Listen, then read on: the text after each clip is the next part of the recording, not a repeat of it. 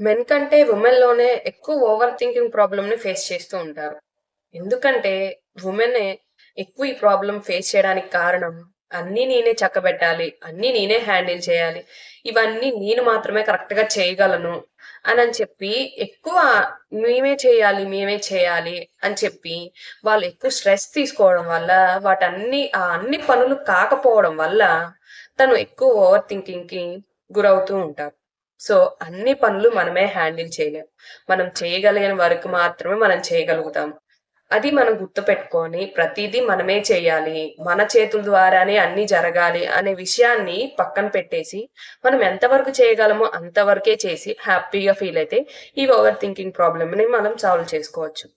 Over thinking problem నుంచి బయటికి రావాలంటే మన మైండ్‌లో ఉన్న థాట్స్ అన్నిటిని ఒక పేపర్‌పై మీరు పెన్‌తో రాస్తూ ఉంటే చాలా వరకు మీకు స్ట్రెస్ రిలీఫ్ అవుతుంది.